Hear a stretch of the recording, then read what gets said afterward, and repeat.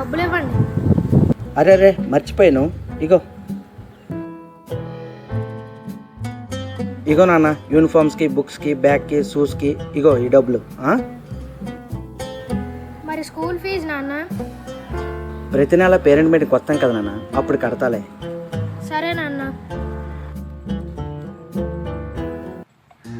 నాన్న నాన్న ఏంటమ్మా ఎంత ఆలస్యం? బడిలో ఏం చేసావు ఇంతవరకు? అది కాదు నాన్న, మా స్కూల్లో మెగా పేరెంట్ మీటింగ్ 2.0 గురించి చెప్పారు. అయితే ఏంటంట? ఆ రోజు మీరు మా పాఠశాలకి తప్పకుండా రావాలి నాన్న. చాచా నాకు కుదరదమ్మా, నాకు బోల్డ్ పనులు ఉన్నాయి ఆ రోజు. ఏం నాన్న, తమ్ముడు జాయిన్ చేసిన ప్రైవేట్ స్కూల్కి అయితే ప్రతి నెల పేరెంట్ మీటింగ్కి వెళ్తావు కదా. మీరు తమ్ముడు చదువుని డబ్బుతో కొంటున్నారు, అంతే కదా నాన్న? ఎందుకు నాన్న తమ్ముడికి నాకు ఎంత తేడా? ప్రభుత్వ పాఠశాలంటే అంత చులకనా నాన్న మీకు? కానీ నా చదువును ప్రభుత్వమే ఉచితంగా అందిస్తుంది నాన్న. విలువలతో విద్యను బోధించే గురువులు కొలువైన గర్భగుడి నాన్న మా పాఠశాల. అయితే ఏమంటావు? ఇదిగో చూడండి, 2 జతల యూనిఫామ్ ఇచ్చారు. అంతేకాదు నాన్న, ఇదిగో ఇది చూడు, కొత్త షూ కూడా ఇచ్చారు. ఇది చూసారా నాన్న?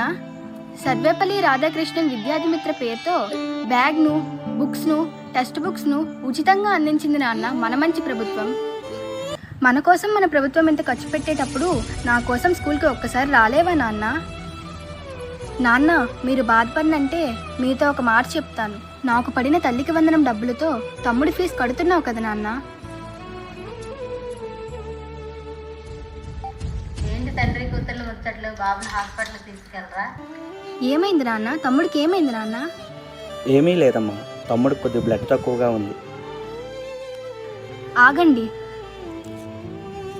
ఇదిగో తమ్ము, ఇది తినరా. ఏంటక్క ఇది? చిక్కీరా. ఎందుకు? ఇది తింటే బ్లడ్ బాగా పెరుగుతుంది.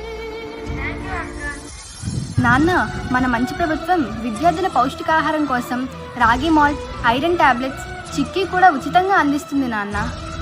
అంతేకాదు డొక్కా సీతమ్మ మధ్యాహ్న భోజనం పథకం ద్వారా మాకు రుచికరమైన ఆహారాన్ని అందిస్తుంది, కొండంత బలాన్ని ఇస్తుంది.